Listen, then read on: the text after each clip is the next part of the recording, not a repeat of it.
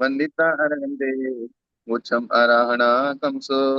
जय बोले पार्श्वनाथ भगवान की जय, महावीर भगवान की जय, शांतिनाथ भगवान की, सम्मेत शिखर सिद्ध क्षेत्र की जय, परम पूज्य आचार्य श्री शिव कोटि महाराज की जय, आचार्य श्री अपराजित सूरी महाराज की जय, आचार्य श्री कुंथू सागर जी कनक नंदी जी महाराज की जय, आचार्य श्री कनक पदम नंदी जी महाराज की जय, जिनवाणी माता की जय, श्रीमद जैन धर्म की जय, परम पूज्य अन्न सट रस त्यागी 108 श्री छपक महामुनिराज संभव सागर जी गुरुदेव की जय। जय सरस्वती विराजमान आचार्य गुरु श्री वैराग्य रंद जी महामुनिराज सत्संग की जय।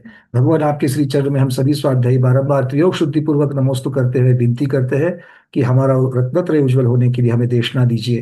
नमोस्तु नमोस्तु नमोस्तु भगवान। चलिए,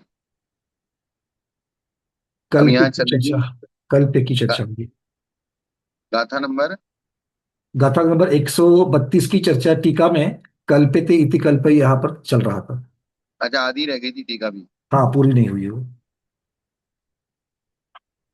इसी को पढ़ लेते हैं। जी। कल्पते भी कल्पम, अर्थात योग के कल्प गुणों को कल्प गुण कहते हैं। आचार के क्रम का और कल्प गुणों का प्रकाशन। आयार जीद कल्प गुण दीवना, इस शब्द का अर्थ है। इससे ये कहना चाहिए कि विनय करने से, मूल बात चली थी विनय, तो विनय करने से श्रुत की आराधना होती है और चारित्र की आराधना होती है। विनय करने से ज्ञानावर्णी कर्म का क्षोभसम भी विशेष बढ़ता है और चारित्रावर्णी कर्म का भी क्षोभसम बढ़ता है। तथा विनय करना आत्मशुद्धि का, अर्थात ज्ञान दर्शन और वीतराग रूप परिणति यानी कि चारित्र, इन्होंने अलग अलग ज्ञान का, दर्शन का और वीतराग रूप परिणति मतलब चारित्र, अर्थात विनय करना इन तीनों का निमित्त है। जी। अथवा ध्यान रत्नत्रय का ध्यान, निमित्त होता है। हाँ रत्नत्रय का निमित्त है, क्योंकि रत्नत्रय ही द्वादशांग का सार कहा है, रत्नत्रय को ही धर्म कहा है, और रत्नत्रय का ही संकल्प अगर हमारे अंदर है तो हम जो भी कुछ कर रहे हैं वो रत्नत्रय के लिए है। क्रियाएं धार्मिक या अधार्मिक कुछ नहीं है, क्रियाएं तो क्रियाएं हैं। पूजा पाठ आप किसी दूसरे निमित्त से करें, जैसे रावण ने भी पूजा की थी शांतिनाथ जिनालय में, चैत्यालय में बैठा था भगवान की आराधना करने के लिए, शांतिनाथ भगवान की आराधना, लेकिन उसका लक्ष्य क्या था? विद्या को साध्य करना। विद्या मेन को साध्य। लक्ष्य उसका था सीता को जीतना। हाँ। विद्या सिद्धि किसके लिए कर रहा था? युद्ध सीता जीतने को के लिए। सीता को जीतने के लिए। युद्ध युद्ध युद्ध क्यों जीतना था उसको? क्योंकि उसको सीता की प्राप्ति थी, तो उसका मेन लक्ष्य हो गया ऋषियों की प्राप्ति। जी। उसका मेन जो इंटेंशन था, उसका दिमाग जो काम कर रहा था, उसका मूल फोकस किसके ऊपर था? विषय भोग मतलब सांसारिक सुख की प्राप्ति के लिए। सीता के ऊपर फोकस था कि सीता के निमित्त से मुझे विषय भोगों की प्राप्ति चाहिए। हाँ जी। तो इसलिए वो पूजा, वो आराधना, वो जप, वो साधना सब विषय भोगों के लिए की गई थी, इसलिए वो सब व्यर्थ चली गई। इसी प्रकार से कोई साधु अगर आराध साधना करता है, चारित्र की आराधना करता है, लेकिन उसका लक्ष्य महत्वाकांक्षा है, या उसका लक्ष्य बड़े लोग मेरे पीछे घूमे, या उसका लक्ष्य कुछ और दूसरा काम करना है, तो उसकी आराधना वो आराधना नहीं है, वो मान कसाय की साधना है। किसकी साधना है? मान कषाय की। हाँ, क्योंकि जो फोकस आपने अपने दिमाग में बिठाया है उसी के लिए वो सब कुछ है, बाकी कुछ भी नहीं। इसलिए जिसने अपने दिमाग में रत्नत्रय को बिठाया है तो वो कुछ भी कर रहा है तो सब रत्नत्रय के लिए है, क्योंकि उसका फोकस रत्नत्रय है। व्यापारी होता है, उसका फोकस धन के लिए होता है, तो उसका जो भी कुछ धार्मिक क्रियाएं करना होता है वो भी धन के लिए ही होता है। अथवा ज्ञानादि विनय रूप परिणति कर्म मल के विनाश से प्राप्त होती है। ज्ञानादि विनय रूप परिणति किससे प्राप्त होती है? कर्ममल के विनाश से। और उसे आत्मा की शुद्धि कहते हैं। उससे आत्मा की शुद्धि होती है, इसलिए कहा जैसे कीचड़ के दूर हो जाने से जल आदि की शुद्धि हो जाती है, इसी प्रकार से निझंझा, निझंझा का अर्थ है वह मनुष्य का अभाव। निझंझा मतलब बैर भाव का अपमान। विमनस्सु, विनयहीनो गुरुवादि भी अननुग्रहीय माना। अर्थात जो विनय से हीन होता है वो गुरुवादियों के द्वारा अनुग्रह को प्राप्त नहीं होता है। वो क्या? जो लौकिक में वैमनस्य का अर्थ हम लोग वैर भाव ले लेते हैं, वैमनस्य मतलब बैर रख दिया। यहाँ पर विमनस्क से वैमनस्य शब्द लिया है क्या? विमन हाँ, विमनस्क शब्द, विमनस्क का भाव वह मनस्य। अच्छा, मतलब लौकिक रूढ़ी का अर्थ जो हम लोग ले लेते हैं लौकिक में, वैमनस्य मतलब हमने वैर इस प्रकार से ले लेते हैं। विमनस्क अर्थात जिसका मन स्थिर नहीं है, अस्थिर मन वाला। अस्थिर मन वाला, अर्थात जिसका मन विनय, रत्नत्रय आदि के प्रति फोकस नहीं है, वो दूसरी जगह उसका मन लगा हुआ है, वो विमनस्क है। अन्य मनस्क, विमनस्क को क्या कहेंगे यहाँ? गुरुदेव फिर से बोलिए आप क्या? अर्थात अन्य मनस्क, आवाज नहीं अन्य। आ रही? हाँ अब ठीक है। विमनस्क का मतलब अन्य मनस्क, जिसका मन दूसरी चीजों में लगा हुआ है, जिसमें लगना चाहिए उसमें नहीं लग के दूसरे में लगा हुआ है। गुरु उस पर अनुग्रह नहीं करते। सीधा सीधा सा बात है पंकज जी, आपके स्वाध्याय में इतने सारे लोग बैठे हैं, या आपके सामने जिसको आप सुना रहे हैं वो बार बार कभी इधर देखता है, कभी उधर देखता है, कभी कुछ बोल रहा है, कभी कुछ कर रहा है, तो अपने को क्या उसको पढ़ाने का मन करेगा? ये बात ठीक है बिल्कुल।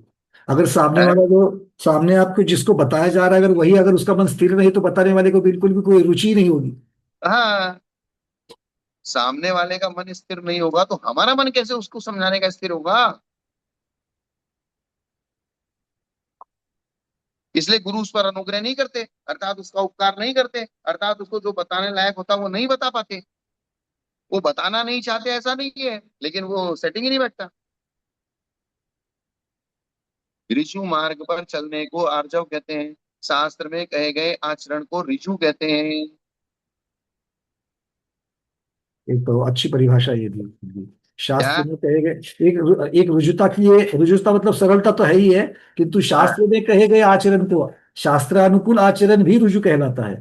हाँ, क्योंकि शास्त्र सरलता ही बताता है, सीधा सीधा रास्ता बताता है, वो आड़ा टेढ़ा नहीं करता है। शास्त्र में कहे गए आचरण को ही ऋजु कहते हैं।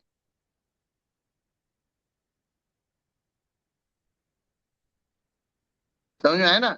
जी जी जी। अब मारदाव का मतलब क्या है?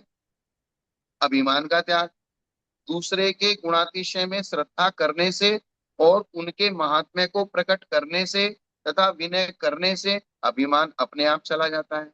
क्योंकि जो अभिमानी होता है वो सामने वाला कितना भी बड़ा गुणवान हो उसके गुण नहीं गाता वो, सही। क्योंकि दूसरे के गुण गाएगा तो उसका खुद का अभिमान क्या रहेगा, ऐसा उसको लगता है।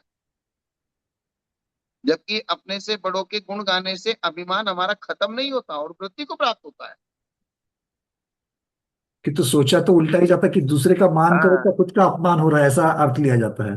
हाँ, अपन सोचते हैं अपन छोटे हो जाएंगे, अपन छोटे नहीं होते। ये देखा जाता है कि अपने से जो बड़े हैं, बड़ों का सम्मान करने से जो लोगों का सम्मान कर रहे हैं वे फिर हमारा भी सम्मान करने लगते हैं।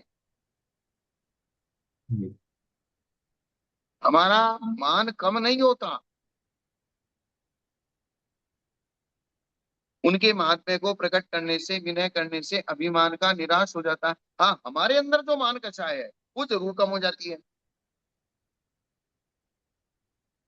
जो विनीत साधु होता है वह अपना भार आचार्य पर सौंप कर लघु हो जाता है। ये बहुत महत्वपूर्ण चीज है। पर ये सबसे सरल भी है। अगर आप सब आचार्य हाँ, के ऊपर अगर छोड़ दो, तो वही तो कह रहे हैं कि आप उसकी अब जो चिंता करनी है आचार्य करेंगे, हम क्यों करनी है? बस आचार्य जैसे करते रहेंगे चिंता, तुम जैसे टेंशन फ्री रहो, हाँ, मस्त जैसे रहो। जैसे बच्चा अपने माँ पिताजी के ऊपर सब भार सौंप देता है और खुद निश्चिंत हो जाता है, वैसी ही बात है ये। बस आप मस्त रहो ना, बिल्कुल निर्विकल्प रहो। संग में रह के आचार्य के ऊपर अपना भार छोड़ के आप निर्विकल्प साधना कर सकते हो। जो विनीत साधु होता है वो अब कह देता भाई महाराज मैं तो आपका हूं, मुझे कुछ नहीं सोचना, जो सोचना आपको ही सोचना है मेरे बारे में। खत्म। तो आचार्य भगवत यहाँ पर एक जिज्ञासा उठती है, अगर हाँ सब सब लोग अपने अपनी चिंताएं आचार्य के ऊपर ही छोड़ देते हैं और आपके अपने हाँ। आत्म कल्याण में लग जाएंगे, तो आचार्य भगवान किसके ऊपर सौंप कर खुद के आत्मा का कल्याण करेंगे? नहीं, आचार्य तो देखो, बड़े लोग हमेशा समर्थ होते हैं, हाँ, इसलिए मतलब उनको, उनके गुरुओं ने उनको बड़ा बनाया है, आचार्य बनाया है। क्या बात है, बहुत बढ़िया। मतलब उनमें वो तो ऑलरेडी बड़े उनमें से लोग, बड़े लोग जब टाइम आता है, वो भी अपने आप को अपने से बराबर में जो होते हैं उनके ऊपर छोड़ देते हैं।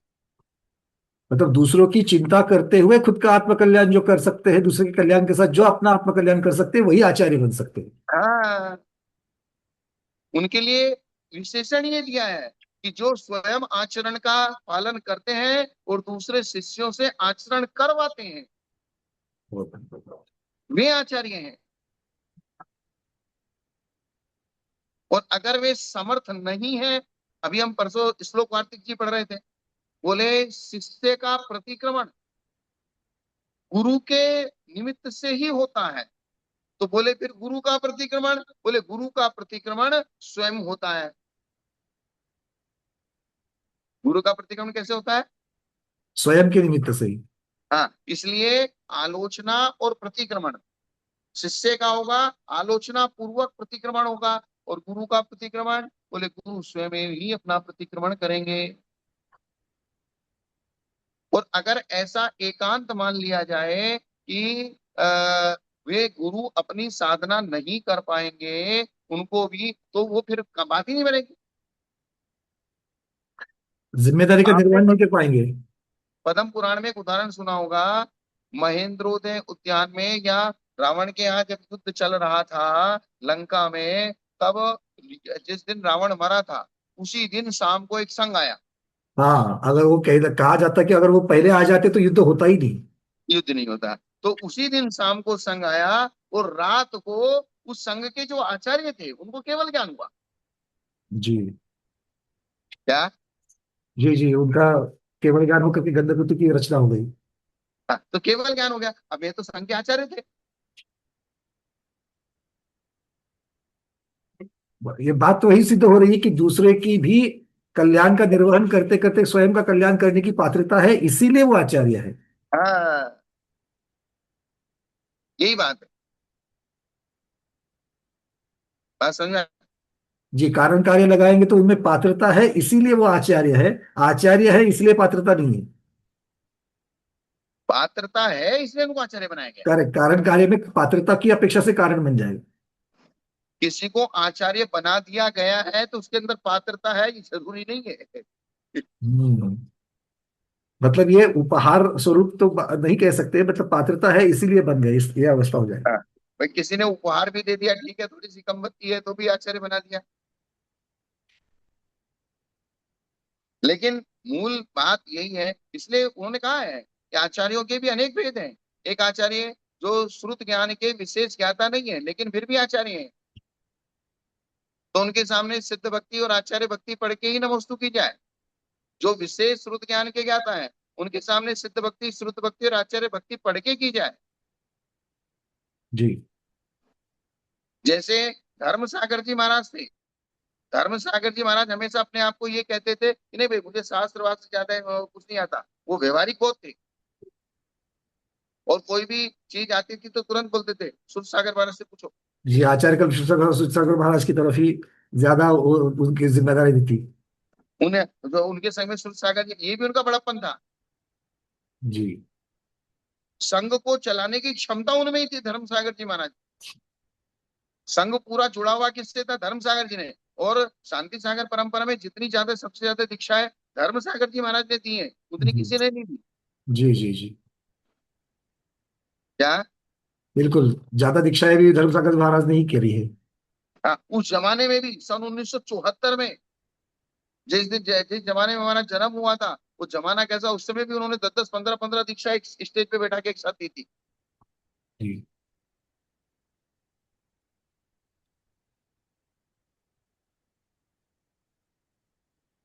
और वही अपना लाइन से पढ़ते थे और कंकड़ से गिनमाला गिनते थे। एक गुटका था उनके पास, उसी को पढ़ते रहते थे, ऐसा बताते हैं लोग। भोले बाबा की उपाधि थी उनको। हाँ, और वो कोई भी नेता हो, मंत्री हो, संतरी हो, किसी की परवाह भी नहीं करते थे। वो दूर हटो, दूर हटो। वो ये क्या है ये? सिंह वृत्ति कही गई उनको, भोले बाबा और सिंह वृत्ति दोनों चीजें थी उनमें। हाँ, और जवाब ऐसा देते थे जो कि किसी के भी एकदम से गले उतर जाता था। जैसे आपने सुना होगा, सन 2500वें निर्वाण उत्सव पर बोले, दिगंबर श्वेतांबर सब लोग मिलके एक स्टेज पे बैठे, चर्चा चली भाई हम सब एक हो जाएं। तो धर्म सागर महाराज ने कहा, या तो हम सारे कपड़े पहन लें या ये सारे कपड़े उतार दें तो हम एक हो सकते हैं, बाकी तो एक होने का क्या तरीका बस वही तो बात है। है। या तो हमें कपड़े पे, या तो सब सफेद कपड़े वाले हो जाएं, और या फिर सारे के सारे नंगे हो जाएं, नग्न हो जाएं। सब चुप हो गए, बोले नहीं ये तो होने वाला ही नहीं है। ये होने वाला नहीं तो एक कैसे हो सकते हैं, हो तो गया। एक कैसे, तो फिर फालतू की बोगस बातें करने से फायदा क्या है?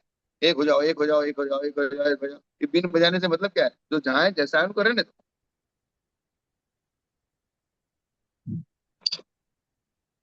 जो विमनस्य होता है, ये हो गया अभिमान का त्याग। दूसरे के गुणातिशय, जो विनीत साधु होता अपना भार आचार्य के ऊपर सौंप कर लघु हो जाता है, अर्थात आचार्य स्वयं उसकी चिंता करते हैं। लाघव का मूल विनय है, हल्का कर दिया उसने। विनय ने उसको बहुत हल्का कर दिया, बोले मुझे क्या चिंता है, आचार्य तो कहेंगे वो कर लूंगा, मेरी क्या चिंता है। जिम्मेदारी अलग चीज होती है, काम करना अलग चीज होती है। जैसे लेबर काम करता है, लेकिन जिम्मेदारी ठेकेदार की, इंजीनियर की होती है और मालिक की होती है। कुछ भी नफा नुकसान वो किसका है? लेबर का कोई नुकसान नहीं होता है। बिल्डिंग गिर जाए तो उसको मतलब नहीं है, बिल्डिंग बन जाए तो उसको मतलब नहीं, उसको तो सुबह शाम तक मजदूरी करे, उसके 500 रुपए सीधे। अब इंजीनियर ने गलत ईंट रखवाई तो उसको लेबर क्या करेगा, उसने तो रखी। ऐसे ही साधु, जिम्मेदारी दिमाग का बोझ होता है, और काम करना सिर्फ शरीर से मेहनत करनी पड़ती है। इसलिए पहले आप दिमाग के बोझ को हल्का करो, और ये विनय क्या करती है, आपके दिमाग के बोझ को हल्का कर देती है। मेहनत करने से आदमी नहीं थकता है, हमेशा थकता है वो दिमाग से थकता है। पंकज जी, जी बिल्कुल। है। इसी प्रकार से ये सोच सोच करके ही थक जाता है। हाँ, दिमाग का बोझ बहुत शरीर को खराब करता है। जिनकी विनय की जाती है उनको सुख होता है। आगे, जो विनीत होता है सब विनय करते हैं। कहाँ गया? जो लाभों का विनीत मूल। होता है सभी मनुष्य उसकी विनय करते हैं, अतः विनय भक्ति का कारण है। सब लोग उसकी प्रशंसा, अरे बहुत विनय करता है, बहुत विनय करता है, तो सब लोग भी उसकी विनय करते हैं। तो विनय करने से उसको भक्ति मिलती है। प्रकृष्ट सुख को प्रहलाद कहते हैं, और उसका करना प्रहलाद करण है। जिसकी विनय की जाती है उसको सुख होता है। इस प्रकार दूसरों को प्रसन्न करना है विनय का गुण है। अर्थात विनय से आचार्य की भी विशुद्धि बढ़ती है। आप समझ रहे हैं ना बात को? जी जी जी। बहुत अच्छी विनय से, तरीके से इस प्रकरण को खोला है और। अगर सब लोग अनादर करेंगे, बार बार विनय नहीं करेंगे, तो आचार्य का भी दिमाग जो है फिर ठिकाने नहीं रहता है। अगर वो थोड़ा सा सहनशील ना हो, फिर ठीक है, जिस हिस्से के लिए सब कुछ किया जा रहा हो, बार बार अनादर करेगा, इस प्रकार से विनय नहीं करेगा, तो दिमाग में बात तो आएगा, निर्विकल्पता तो नहीं आएगी ना। जिसकी सबकी जिम्मेदारी का निर्वहन करने वाले के प्रति अगर विनय नहीं होगा तो उनका भी मन जिम्मेदारी निभाने के लिए कैसे लगेगा, क्योंकि वो तो कोई वितरागी नहीं, नहीं है। अगर आप किसी जिम्मेदारी को निभाने वाले के प्रति उसका आदर विनय सम्मान नहीं करते, उसका उपकार नहीं मानते हो, तो इसका मतलब आप आगे आने वाली पीढ़ी का नुकसान कर रहे हो। आगे आने वाली पीढ़ी को उन आचार्यों से जो मिलना था वो मिलना बंद कर देना बंद कर देंगे, बोले कोई फायदा नहीं देने से। किसी का काम करने से कोई फायदा नहीं है, किसी को शिष्य कितना ही पढ़ाओ कोई फायदा नहीं है, ये कोई विनय नहीं करता है, वो अपने चुपचाप अपने कमरे बंद होकर बंद बैठ जाएंगे। जाओ झंझट छोड़ो। गुरुदेव, इन सभी बातों का अगर हर रोजमर्रा की जिंदगी में अगर गृहस्थ भी अगर लगा देवे इस चीज को, तो बहुत सारे प्रॉब्लम्स का सॉल्व हो जाएगा। हाँ। घर में इसी की तो मारामारी, जो जिम्मेदारी ले रहा है उसके प्रति रोष भाव क्यों हो जाता है? वो ऐसा लगता है कि वो अपनी चला रहा है, पर ऐसा नहीं है। जब जो जिम्मेदारी लेता है उसके प्रति अगर विनय नहीं रखेंगे तो वो एक दूसरे के साथ भी ये चीजें नहीं बन पाएगी। तो वो जिम्मेदारी लेना छोड़ देगा तो नुकसान किसका हुआ? आगे आने वाली पीढ़ी का, और उसके द्वारा जिन लोगों का उपकार होना था वो भी खत्म हो गया। बिल्कुल। अर्थात आपने ऐसी दीवार खड़ी कर दी अभिनय करके कि जिन लोगों को फल मिलना था उनका भी फल रोक दिया, अर्थात आप अंतराय कर्म का और बंद करोगे। जी। इसलिए जिसको जो सम्मान देना चाहिए वो देना ही चाहिए, जो जिसके योग्य है उसको वो सम्मान मिलना ही चाहिए। ये बात अलग है सम्मान लेने वाला उसको अपने अहंकार का कारण बनाए या उस सम्मान से वो आगे के रास्ते प्रशस्त करे। जैसे मुझे सम्मान मिला तो सम्मान मिला, मेरे मन में दिमाग में ये बात और आई नहीं यार अपने को और अच्छी तरीके से पढ़ाना चाहिए, और कुछ नया नया विषय ढूंढ के लाना चाहिए। सामने वालों की इच्छा है, रुचि है, इतने मेहनत से वो हमको सुनते हैं, मेहनत करते हैं कि भाई महाराज कुछ नया नया हमको बताएं, हमारे दिमाग में नहीं और बताएंगे अच्छा सा।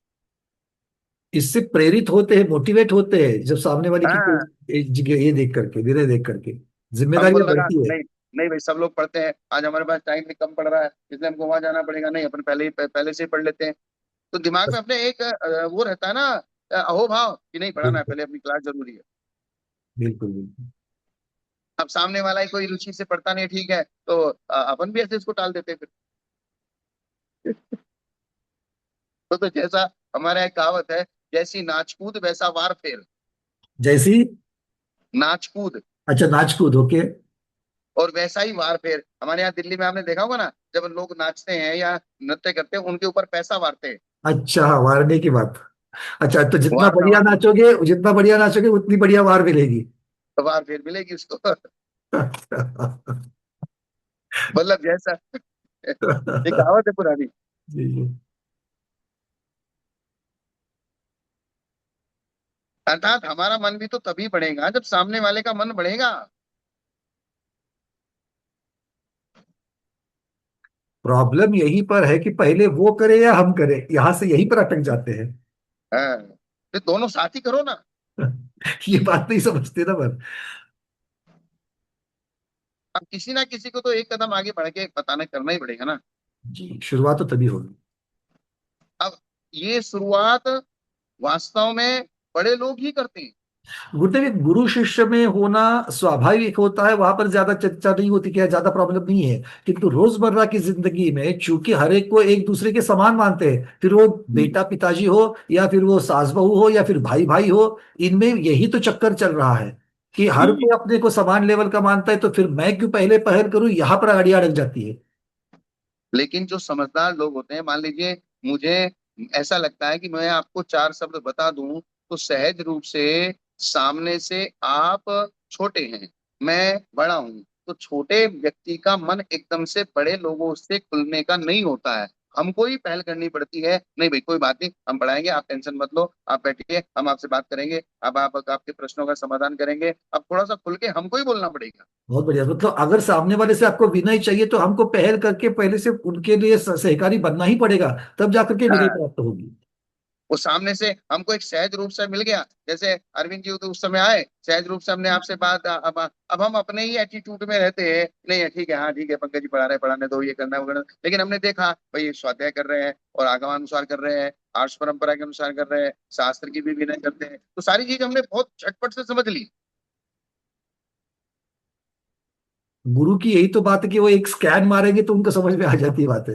तो झटपट से सारी चीज समझ ली, नहीं चलो भाई ठीक है, हमने सोचा पहले अपन जो है कुछ अपनी तरफ से दो चार बातें बताते हैं, हम देखते हैं कि भाई इनको क्या, इनकी रुचि कैसी है, किस प्रकार की है, या हम इनको पढ़ा पाएंगे कि नहीं पढ़ा पाएंगे, या हो सकता है कि भाई जैसा आप पढ़ा रहे हैं वैसा मैं ना पढ़ा पाऊं तो फिर वो भी अच्छा नहीं लगेगा।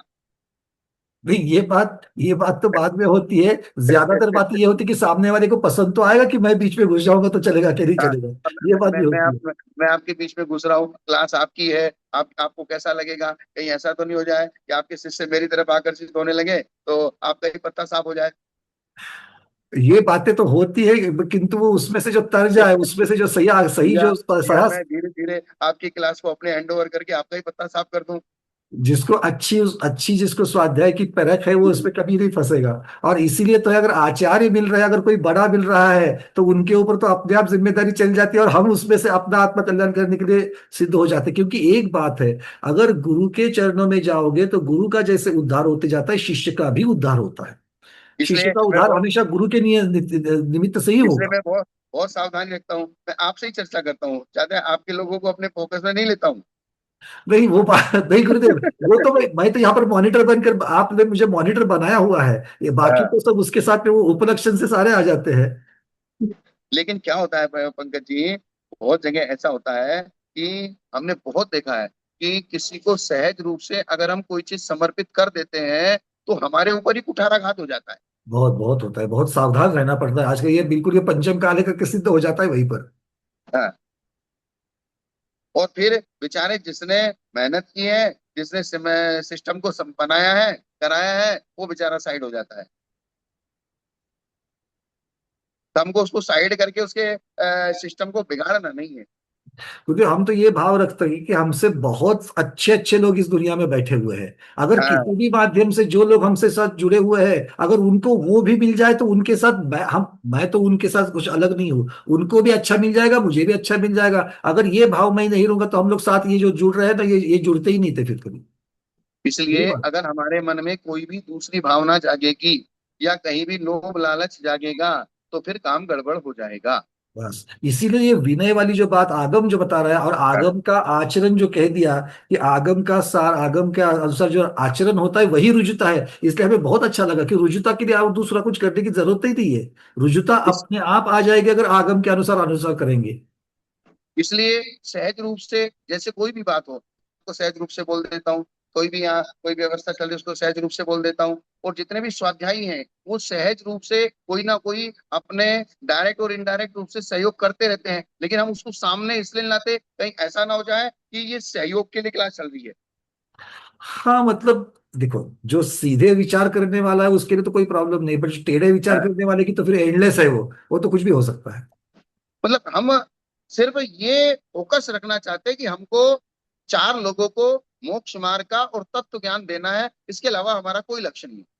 गुरुदेव, ये सब जो है ना एक वटवृक्ष के समान है। अगर वटवृक्ष को उसके ऊपर एक पंछी आए, चार पंछी आए, तो भी उसके लिए कोई फर्क नहीं पड़ता है। और इसीलिए तो अलग अलग प्रकार के पंछी उस वटवृक्ष पर आ जाते हैं। ऐसी ही बात है, अगर इस स्वाध्याय में अगर अलग अलग प्रकार के विद्वान आकर के, गुरु आकर के अगर यहाँ पर पढ़ा रहे हैं या उसका स्वाद भी ले रहे हैं, क्योंकि जैसे आप पढ़ा रहे हो तो सुनने वाले भी साधु यहाँ पर जमा हो जाते हैं, अलग अलग प्रकार से इतने सारे साधु वही। आते हैं। और अब तक हाँ। जितने साधु आए सब लोगों ने आशीर्वाद देख करके ही गए हैं। तो ये तो वही। सबसे बड़ी निधि हमको घर में बैठे बैठे मिल रही है। और सबसे बड़ी चीज ये है कि हम सामने वाला जैसे आप और आपके स्वाध्यायी क्या चाहते हैं, किस प्रकार से चाहते हैं, मूल चीज, सबसे बड़ी चीज, एक चीज दिमाग से सब लोगों को हटा देनी चाहिए। जो एक मनी माइंडेड दिमाग होता है वो कुछ नहीं करने देता। बिल्कुल। सीधा सीधा सा मैं बोलता हूँ, बिल्कुल सही बात है। वो कुछ नहीं करने देता। हमारे सब काम हो जाएंगे, सब व्यवस्थाएं हो जाएंगी, कोई कमी नहीं है। लेकिन आप सहज रूप से मोक्ष मार्ग का प्रकाशन आगे से आगे करते रहो बस। आप अपनी सहज प्रवृत्ति में रहो। और ऐसा नहीं है कि आपके स्वाध्यायी हमको भी पता नहीं चलता। बहुत सारा इस प्रकार से सहयोग करते हैं, बिल्कुल शालीनता से, सभ्यता से। हमको मालूम भी नहीं है कि वो किस प्रकार से हमारे यहाँ से शिखर जी में, सीताचलम में हमारे जाने बिना ही बहुत सहयोग कर रहे हैं। ये सब किसी को बताने की जरूरत नहीं होती गुरुदेव, सब लोग अपने हाँ। आंखों से देख रहे, कानों से देख रहे। उस दिन भी ऐसा ही मुझे और पता इसमें चल गया। उन लोगों की ये विवक्षा भी नहीं है कि हम उनको कुछ विशेष बोले। नहीं नहीं नहीं, अभी तो मुझे एक जगह पर ऐसा ही किसी ने मुझे जो बहुत सारे लोगों ने शिखर जी में सब साधुओं का एक साथ में आहार दान हो रहा था, तो सब लोगों ने अपनी अपनी मर्जी से प्रेरणा, स्वयं प्रेरणा पा करके, यही तो स्वाध्याय में हाँ, तो हमारे स्वाध्याय गुण है। प्रेरणा पा करके, मुंबई से तो एक हमारी दीदी है कि कोई है, उन्होंने तो 51,000 रुपए के उस दिन, राशि का महत्व नहीं है, भाव बात जो उसकी बन नहीं है। रहे हैं। और इसीलिए हाँ, अनुमोदना करने का मन लगता है कि ऐसे जीव जो ऐसी सारी स्वाध्याय को सुन करके अगर अपनी संपत्ति जो अच्छी तरीके से कमाई अगर वो दान में लगा देवे, तो बहुत अनुमोदना करने के लिए मन लगता है। मैं आपको एक बात बताऊं, हम रामगढ़ में चातुर्मास किया था हमने। उदयपुर के पास छोटा सा गांव है, 40-50 घर ही उसके अंदर है। और उस रामगढ़ वालों ने ही अकेलों ने हमारी पूरी सम्मेद शिखर यात्रा की व्यवस्था की। 2000 किलोमीटर वहां से हम यहाँ 25 साधुओं, 28 साधुओं का संघ लेके आए। अब आप समझ सकते हैं कि 2000 किलोमीटर में 3 महीने हमको लगे, और 28 साधुओं का संघ, तो रामगढ़ से लेके यहाँ तक कितनी व्यवस्था हमने बनाई होगी, तब जाके 28 साधु यहाँ आए। यही तो कहते थे, धर्मो धार्मिक विना, ये बात और सुप्रीम। वो सारी की सारी व्यवस्था उन छोटे गांव वालों ने की। जी जी, बिल्कुल सही, बहुत बहुत बहुत सही है। और मैं आपको आश्चर्य की बात बताऊं कि हम पर्यूषण पर में बैठते थे। सुबह आदमी बोलता था, बोले महाराज समय से करिए, मैं 21,000 रुपये दूंगा। दोपहर में जब कार्यक्रम होता था, तो पूजा पाठ सुबह शाम दोपहर तीनों टाइम चलती थी, दोपहर में आया, बोले नहीं नहीं नहीं, 21,000 तो कम रहेंगे, 51,000 रुपये लिखवा। शाम को जब बोलता था, आरती का समय हुआ, बोले नहीं, मेरी तरफ से 1 लाख रुपए लिखो। मैं ये सोचता था यार, इन लोगों को वो कह रहा है सहज रूप से।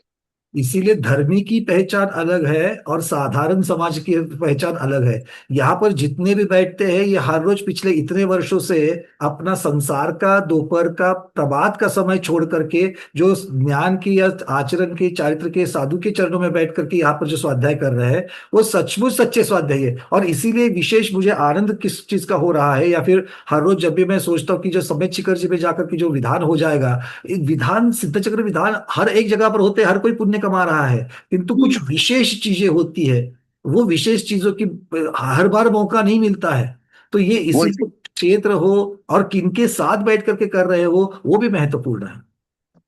इसलिए उन्होंने कहा था, अभी पिछली बात मैं चल रही थी, कि बोले रत्न एक ऐसी चीज है जिससे बहुत सारी संपत्ति खरीदी जा सकती है, लेकिन रत्न वास्तव में वो पत्थर का टुकड़ा नहीं है। रत्न वास्तव में वो सम्यक दर्शन है, जिससे 3 लोग की संपत्ति खरीदी जा सकती है। हाँ, बहुत बढ़िया, बहुत बढ़िया।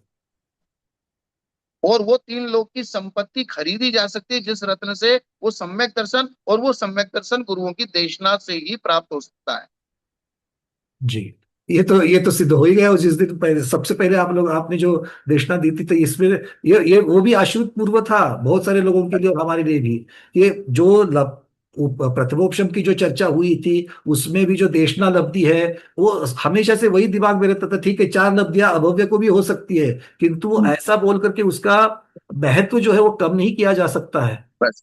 ये बहुत महत्वपूर्ण चीज है। चलिए आगे अभी बढ़ते। हम कषाय पाउड पढ़ रहे थे। कषाय पाउड में एक बात आई कि चारों कषाय खराब है, चारों जी। कषाय अच्छी हैं। चार में से दो खराब है, दो अच्छी हैं। दो सुख देती है, दो दुख देती है। लेकिन लास्ट में उन्होंने कैलकुलेशन में ये बताया, चारों कषाय में जो लोभ कषाय है, वो कथनचित पेच है। और पेच में भी जो रत्नत्रय है, रत्नत्रय की साधना करने में जो साधनों का लोभ होता है, वो ही वास्तव में लोभ सही है, बाकी सब बेकार, वो सही है मतलब प्रशस्त है। प्रशस्त है। अर्थात वो रत्नत्रय की साधना करने में जो साधनों का लोभ होता है, क्योंकि रत्नत्रय की साधना भी साधनों के बिना नहीं होती है, बिल्कुल सही। नहीं होती। तो कथनचित साधन चाहिए, तो उन कथनचित साधनों का लोभ करना, वो लोभ स्वर्ग और मोक्ष का कारण है। तो मोक्ष मार्ग का साधन ये वज्र वृषभ नाराज सहनन वाला शरीर भी है, तो वज्र वृषभ नाराज सहनन मुझे मिले, इस प्रकार का लोभ होना ये प्रशस्त लोभ है, ऐसा कहलाएंगे। या फिर वर्तमान में जैसे हम वज्र वृषभ नाराज सेनन के धारी नहीं है, तो हमको एक सहज रूप से कुछ छोटे मोटे साधन हमको चाहिए। जी। तो चाहिए तो फिर वो भी हमारे प्रशस्त लोभ, वो प्रशस्त लोभ है, और वो प्रशस्त लोभ हमारे स्वर्ग और मोक्ष का कारण है। इसलिए क्या है कि विनय करने से जिसकी विनय की जाती है उसको सुख होता है, उसका सुख उत्साहवर्धन होता है, बिल्कुल इस उसका अपेक्षा से। उत्साहवर्धन होता है। उसको ऐसा लगता है नहीं, मैं और इसके लिए काम करूंगा। अपने को प्रसन्न करना भी विनय का गुण है, दूसरे को प्रसन्न करना भी विनय का गुण है, क्योंकि जो अविनयी होता है सब उसका तिरस्कार करते हैं। और तिरस्कार एक ऐसी चीज है, वो निरंतर दुखी करती है। उससे भला किसी का नहीं होगा, क्या बात है। इसलिए कहा है कि लोक व्यवहार को छोड़ के आपको कोई काम नहीं करना है। यद्यपि सुतम लोक विरुद्धम न करणीयम न कर्तव्यम। यद्यपि आप शुद्ध हैं, आप सही कर रहे हैं, लेकिन फिर भी वो लोक विरुद्ध है कुछ चीजें। तो लोक विरुद्ध अगर आप कोई कार्य करेंगे तो उससे क्या होगा? लोक विरुद्ध करने से आपकी लोक निंदा होगी। और लोक निंदा एक ऐसी चीज है आपके अंदर निरंतर संक्लेश और आर्त ध्यान पैदा करेगी। दुख ही पैदा करेगी। आपको शांति से नहीं बैठने देगी वो।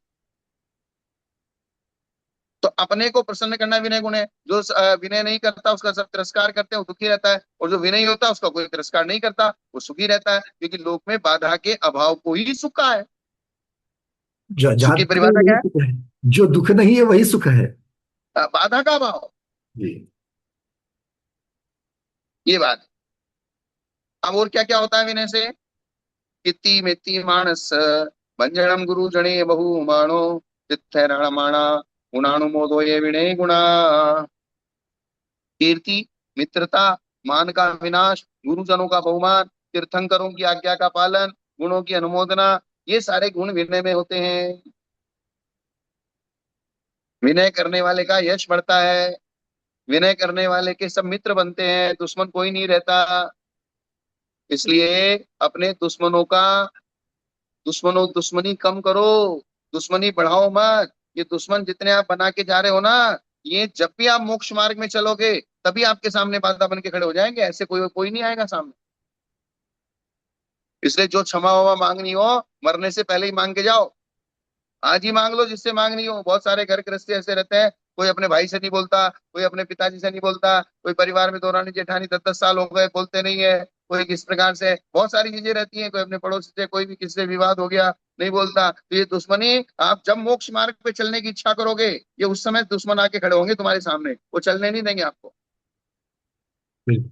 गुरुदेव, इसके ऊपर हमेशा एक चिंतन चलता है कि ये उत्तम क्षमा का जो क्षमा वाणी का जो दिन होता है, तो हम उत्तम हाँ। क्षमा किसको मांगते हैं? जिनके साथ हमारी अनबन नहीं है, बहुत अच्छा चल रहा है, उनको, उनके साथ ही सब हाथ जोड़ के हाँ उत्तम क्षमा हम इच्छा भी दुक्कड़ बोलते हैं। जिसके साथ सचमुच अनबन है, बहुत दिन से उसके घर जाओ बोलाचाल ना। बंद है, उसको अवॉइड करते हैं, उनके साथ तो वो भी नहीं करते, तो फिर वो जिनके क्षमा वाणी का साथ क्या आप फायदा? 10 साल से बोलते नहीं हो, बोलचाल बंद है, निरंतर आपके मन में संकलेश चलता है, आज क्षमा वाणी का दिन है, तो सबसे पहले उसी घर जाओ और उससे बस। कहो भाई मैं आ गया और तेरे ही घर में खाना खाऊंगा आज। सब लोग सुन रहे हैं कि नहीं सुन रहे हैं? बहुत बार इसके ऊपर हमने चर्चा की है। वो धैर्य दिखाओ, वो धैर्य दिखाओ। क्षमा वीरस्य भूषणम। क्षमा वीर ही मांग सकता है और वीर ही क्षमा कर सकता है। बोले भाई आज मैं तेरे, और यही सबसे बड़ा पुरुषार्थ है, यही वीरता है। बिल्कुल। वीरता क्या है? कि जो तुम उसके 10 साल से बोल नहीं रहे हो और आपका बोलने का साहस नहीं हो रहा है, आज उसी के घर जाना है। बोले नहीं भाई मैं तो आ गया, मेरे कोई दुश्मनी नहीं, मैं तो तेरे ही घर खाना खाऊंगा। उसकी पत्नी से कहते भाई खाना बना ला।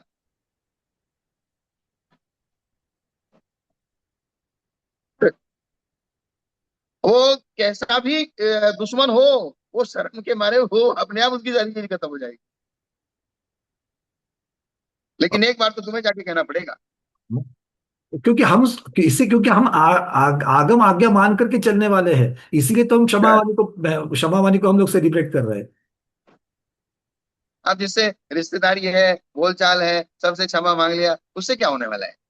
वो तो दिखावा हो जाता है, बस और कुछ नहीं है। हमारे महाराज एक उदाहरण सुनाया करते थे, हम जब संघ में थे, कुंतु सागर महाराज के संघ में। करना महाराष्ट्र के महाराज थे। उनका कोई मित्र थे, उनका कोई जिंदगी भर से किसी से बोलचाल नहीं थी। जब वो मृत्यु शैया पे पड़ा था, तो उस व्यक्ति ने सोचा कि चलो अब ये तो मर ही रहा है, मैं जाके इससे क्षमा मांग लेता हूँ। घर में जैसे ही वो घुसा और उस मरते हुए व्यक्ति ने उसको देखा, वो तो क्षमा मांगने के लिए आया था, लेकिन वहां मृत्यु से मृत्यु निकट थी, अर्थात क्षमा मांगने के लिए भी थोड़ा बहुत टाइम तो दो। अब वो समझ नहीं पाया कि ये फिर लास्ट के समय में मेरे सामने आ गया, तो उसको और ज्यादा गुस्सा आ गया, और वो उसी क्रोध में और उसी भाव में मृत्यु को प्राप्त हो गया। यानी कि वो तो क्षमा मांगने के लिए आया था, लेकिन सामने वाला क्रोध में मर गया, तो दुश्मनी लेके मरण को प्राप्त हो गया। इसलिए समय रहते ही ये सब चीजें करनी चाहिए। और इसका रिजल्ट क्या हुआ आपको मालूम है? इसका रिजल्ट ये हुआ, बोले हमारे आंखों देखी घटना है वो व्यक्ति गांव के बाहर ही कोई बड़ा बड़ का वृक्ष था, वहां जाके वो व्यंतर देवता बन बन गया। गया।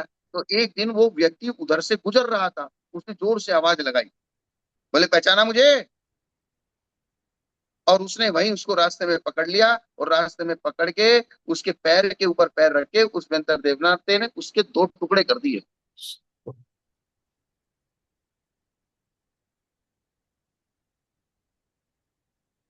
मतलब ये दुश्मनी अगर आप यहाँ खत्म करके नहीं जाओगे तो अगले जन्म में बहुत भारी पड़ेगी।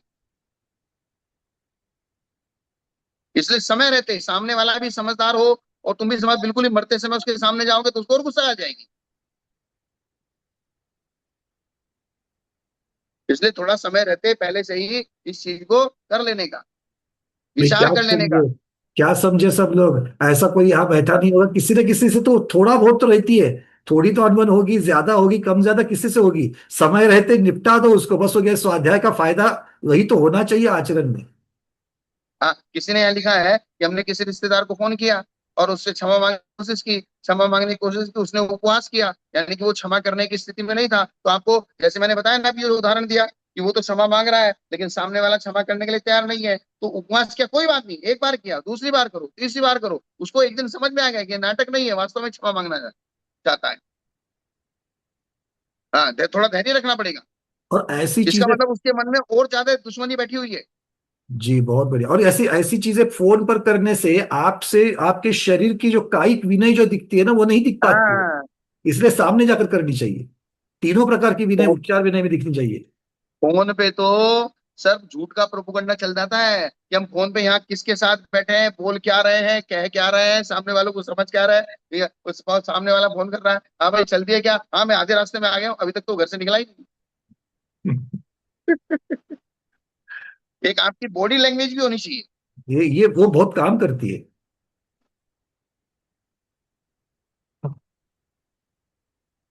इसलिए मोक्ष मार्ग में अगर चलना है तो अपने दुश्मनों की कमी करते जाओ, ढूंढ ढूंढ के।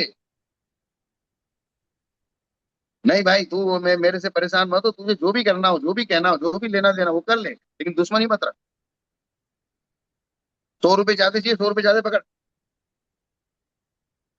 वो संपत्ति तो चाहे मेरे पास थी चाहे तेरे पास है, यहाँ की यही रहने वाली है, लेकिन दुश्मनी अगले जन्म में चली गई तो वो भारी पड़ जाएगी। इसलिए विनय से कीर्ति होती है, मित्रता बढ़ती है, मान का विनाश होता है, गुरुजनों का बहुमान होता है, और सबसे बड़ी बात तीर्थंकरों की आज्ञा का पालन होता है। क्या होता है? तीर्थंकर की आज्ञा का पालन। हाँ, जिनेन्द्र भगवान की आज्ञा है। गुणों की अनुमोदना होती है, गुण की अनुमोदना होगी तो आप में भी गुण बढ़ेंगे। यह विनय ऐसा कहना कीर्ति है। कीर्ति स्तुति क्या है? किसी ने अगर ये कह दिया अरे यार बहुत बढ़िया, ऐसा विनयवान इंसान नहीं देखा, इसी को स्तुति कहते हैं। यही स्तुति की परिभाषा है। हम सोचते हैं भगवान की स्तुति करते हैं, कोई विनय करता है, अरे नहीं बहुत बढ़िया आदमी है, बहुत बढ़िया आदमी है, इसका मतलब क्या है? ये इसी को स्तुति और कहते हैं। विनय की कीर्ति होती है, दूसरे को दुख न होने की भावना मैत्री है। जो विनीत होता है दूसरों को दुख नहीं चाहता। और मान का भंग होता है, इसका भंग होता है। मान का भंग। शंका पूर्व गाथा में मार्दव शब्द से मान का भंग गाथा। अब यहाँ पुनः आप कह रहे हैं कि विनय करने से मान का भंग होता है, और यहाँ पर के मान भंग को कहा है ये कि एक की विनय देखकर दूसरा भी अपना मान छोड़ देता है। यहाँ स्वयं का मान भंग होता है वो तो मार्दव धर्म में कह दिया। अब विनय करने से मान का भंग होता है, जब कोई विनय करते हुए किसी व्यक्ति को हम देखते हैं तो दूसरों में भी ये भाव आता है कि अपने को भी विनय करनी चाहिए, अर्थात हमारी विनय को देख के दूसरे का मान का भंग होता है। ये अभिप्राय लेना, क्योंकि लोग प्राय गतानुगतिक होते हैं। क्या होते हैं? गतानुगतिक। गतानुगति। गतानुगतिक का मतलब गति के अनुसार गति, वो गतानुगति हो गई। जिसको लोग व्यवहार में कहते हैं भेड़ चाल। हाँ। तो अर्थात एक आदमी करता है तो उसके पीछे भी 10 लोग चल देते हैं। जो प्रचलन है वैसे ही चलना। मतलब जैसा लोग व्यवहार में कोई 4 लोग मिलकर किसी काम को कर रहे हैं तो पांचवा भी तो मुझे भी यही कर।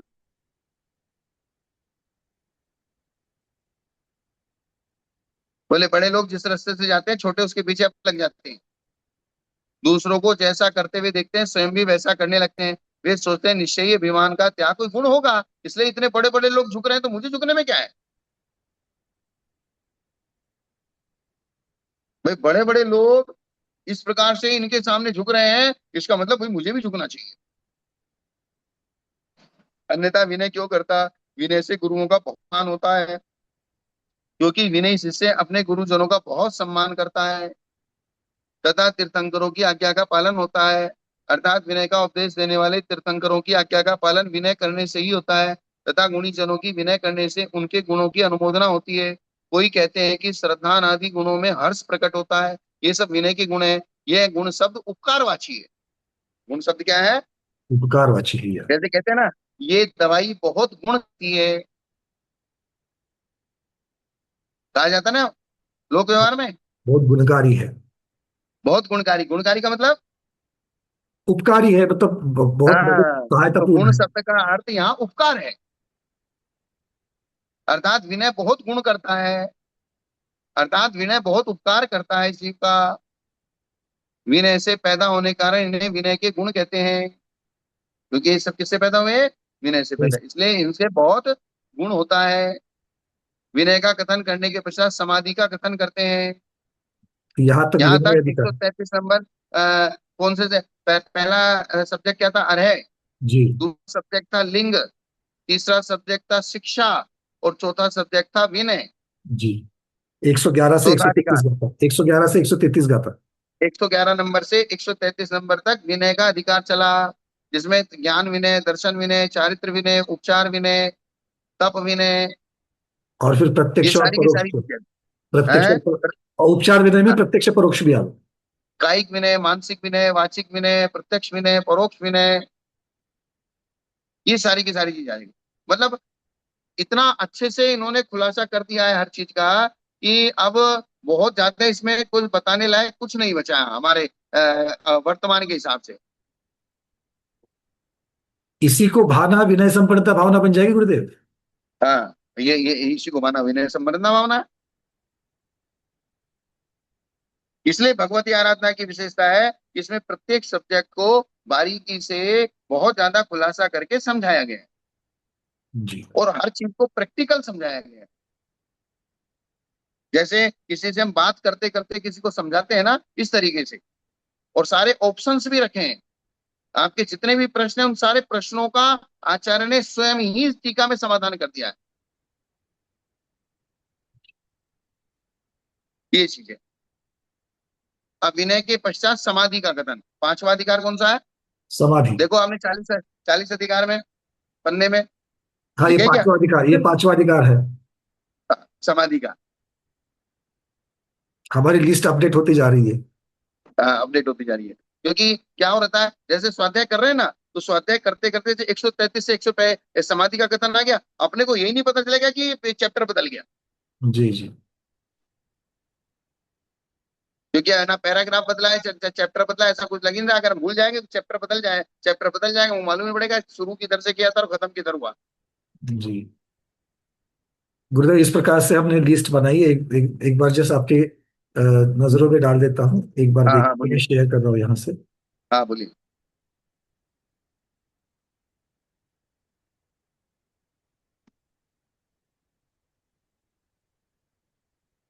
सबसे बढ़िया वो प्रतिक्रमण की किताब है ना, हिंदी प्रतिक्रमण। हाँ। ये देखिए, इस प्रकार से पहले अर्ह का है, उसका लक्षण और गाथा संख्या ली है, और फिर जो बीच में कलर बदल करके उसके जो उपाधिकार थे वो भी लिखे हैं। लिंग के जैसे अचेल, केशलोच, विस्तृत सरिता और प्रतिलेखना, और उसका अर्थ और उसकी गाथाओं की संख्या भी है। अच्छा, तो ये नीले पेन से लिखे हैं, ये मूल अधिकार है। ये मूल अधिकार है, और जैसे आगे आगे बढ़ेंगे वो नीले नीले होते जाएंगे, और अगर बीच में कोई अगर उपाधिकार आता है तो काले कलर से आ जाएगा। हाँ सही है। जैसे तो लिंग आपको थोड़ा अधिकार। ऊपर हाँ। ऊपर इंडिकेशन देना पड़ेगा, ये मूल अधिकार नीले पेन से। हाँ, और अंतराधिकार। वो नीचे हम टिप दे देंगे उसको, जैसे टिप्पण रहता है वैसे हाँ नीचे टिप्पण दे देंगे वहां पर। हाँ हाँ हाँ हाँ, बहुत सुंदर।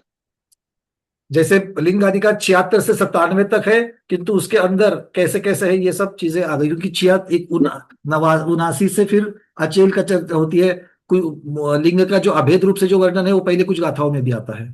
तो इससे क्या होगा, आपको कोई भी बाद में सब्जेक्ट भी ढूंढना पड़ेगा ना, वो आसान ये हो बहुत जाएगा। सुंदर इंडेक्स भी होती है, और एक रिव्यू करने के लिए भी जब उसका चिंतन करेंगे तो इस रिव्यू को देखेंगे तो भी चिंतन अपने आप चलता रहेगा मुख्य बस। बिंदुओं के द्वारा। तो अरे लिंग, फिर लिंग के अंतर्गत अचेल हो गया, केशरोचक है, विशेषता हो गया, प्रतिलिंगना हो गया। फिर जी। शिक्षा अधिकार, शिक्षा अधिकार में अब आपको ज्ञान की उपयोगिता यहाँ बताई गई है। विनय में दर्शन, ज्ञान, चारित्र और तप के प्रति रूप में होना, ये सब हो गया। अब पांचवा अधिकार समाधि का चालू हो गया जी। है। पहले में समाधि के योग्य कौन है, अर्थात किसको समाधि देनी, ऐसा नहीं किसी को भी पकड़ा दी। अभी ये मर ही नहीं रहे तो समाधि कैसे दें, ये चीज। ये बनता नहीं था इस ऐसा, आपने जो प्रेरणा दो तीन बार आपने इस चीज को बहुत अच्छी तरीके से उसका महत्व बताया, तो फिर ये जाकर के लिस्ट बन जाए और सबके वो तो फायदे के लिए हो जाएगी। वो तो मुझे पता है ना कि आप प्रमाद कर जाओगे कहीं ना कहीं, कोई ठीक कर लेंगे, इ- देख लेंगे। इसीलिए वो प्रवाद नहीं होवे, इसलिए गुरु के चरण में बैठ के साथ स्वाध्याय करना है। इसलिए मैंने बोला ना कि नहीं। और ये तो महत्व, सबसे महत्वपूर्ण चीज है। जी। आपके पास एक पन्ना ऐसा बन जाएगा, और किताब तो सबके पास रहती है, पन्ने में लिखा है, तुरंत गाथा गाथा नंबर निकाल के देख लो अगर कोई शंका हो तो। गुरुदेव इंडेक्स तो इसका बनेगा ही नहीं, तो अगर इसको मैं सिर्फ इतना ही अगर देखूंगा ना, तो भी मुझे चिंतन करने के लिए ये one by one one by one one by one क्या याद आ रहा है क्या नहीं याद आ रहा है, जो नहीं याद आ रहा है फिर से उसको देख सकते हैं। आप इसमें ऐसा कर सकते हो, अभी तक जितना सब्जेक्ट हमारा चल चुका है, आप 15 मिनट के सामायिक का नियम लो। 15 मिनट इस सामने रखो, और जो सब्जेक्ट एक एक लाइन देखते जाओ, और आपके दिमाग में कितना सब्जेक्ट आपको याद आ रहा है। गुरुदेव ये मैंने एक बार कर अभी आपके सामने बोल ही देता हूँ, खोल ही देता हूँ इसको, कि मैंने करने का प्रयास किया, किंतु हाँ, और जब जाकर के मैंने देखा वापस, तो कहने के लिए 133 गाथा हुई है, किंतु हाँ, इतना वास्ट सब्जेक्ट भरा हुआ है इसके अंदर, अलग अलग तरीकों से, अलग अलग युक्तियों से, शंका समाधान से, न्याय की अपेक्षा से, अलग अलग परिभाषाओं से, मतलब एक एक विषय को देखेंगे तो ऐसा बाद में लगा कि अरे कुछ भी नहीं, बार बार बार बार बार बार बार बार बार बार पढ़ना चाहिए इसको, तब जाकर के जी, कभी जाकर के ये सब ठीक हो जाएगा। इतनी हाँ। इसकी मतलब इतना वास्ट है ये विषय। और इसलिए भगवती आराधना हमारे यहाँ समाधि का सबसे महत्वपूर्ण ग्रंथ है, और इतना विस्तार से इसमें कथन किया है, अन्य किसी भी ग्रंथ में इतना विस्तार से कथन नहीं किया गया है। जी, क्योंकि पीठिका की 24 यहाँ पर अगर देखेंगे तो गाथा संख्या 70 से शुरुआत की है हमने। अब इसको और भी अपडेट करेंगे कि पहली 24 गाथा है तो पीठिका की है, और पीठिका में जो उन्होंने पूरा का पूरा ग्रंथ का जो उपसंहार किया है वो बहुत महत्वपूर्ण है। हाँ। और इसलिए मैंने कुंतु सागर महाराज से सुना है, महावीर कीर्ति जी महाराज ये दो ही ग्रंथ पढ़ाते थे, एक भगवती आराधना, एक मूलाचार। सही बात। बोले बाकी तो पढ़ते रहो, पढ़ लो, कुछ समझ में नहीं आया तो मेरे से पूछ लेना। और जो कल आपने जो ऐसा मतलब वो इनडायरेक्टली जो आपने यहाँ पर ऐसा ये करके किया है ना, कि इसका आप अनुवाद करो, कार्तिक परीक्षा का जो टीका है उसको कर लो, तो बहुत अच्छा लगा मुझे, क्योंकि उसके निमित्त से फिर से कोमट साग जीवकांड का ही ज्यादातर वही है उसके अंदर का। रिवीजन हो जाएगा। बिल्कुल बिल्कुल। उसमें क्या है। कल हमारी रेखा दीदी और रेखा दीदी बोल रही थी कि इतना सब कैसे पूरा हो जाएगा, ये कितना लंबा कितना बड़ा है, तो हमने देखा कि कितनी गाथा है उसमें, ज्यादा से ज्यादा आप सब पूरा उपसंहार की भी गाथा पकड़ करके 500 के ऊपर नहीं है। और 500 के अगर हर रोज अगर 3 या 4 की भी अगर नियम ले लेते हैं, तो 125 दिन में कितने दिन लग जाएंगे इसको लगाने के लिए। तो अब आप ये सोचो कि ये 135 गाथाएं हम पढ़ रहे हैं, पढ़ी है हमने अब तक, और इसमें करीबन 1000 से भी ज्यादा गाथाएं हैं। हाँ आचार्य तो ने कितना सब्जेक्ट, कितना सब्जेक्ट, कितना सब्जेक्ट लिखा है गाथाओं में, और उसमें टीका में। एक बार तो छोड़ ही दीजिए, एक बार पढ़ने से भगवती आराधना का एक अंश मात्र समझ में आएगा, या याद भी रहेगा तो समझ में आएगा। बार बार बार बार इसी का करना चाहिए। चलिए गुरुदेव, प्रज्ञा ठीक शर्मा है, इतना ही रहने जी दें। आज महाराज मेरा जी। साथ इतना ही रहने दें। जी जी गुरुदेव जी, आज इतना ही रखते ठीक हैं। है ना। जी। हाँ। तो आज के स्वाध्याय को गुरुओं के श्री चरणों में बारंबार नमोस्तु वंदनामि इच्छा करते हुए यहीं पर समापन करते हैं। जैनम जयतु शासनम, जैनम जयतु शासनम, जैनम जयतु शासनम।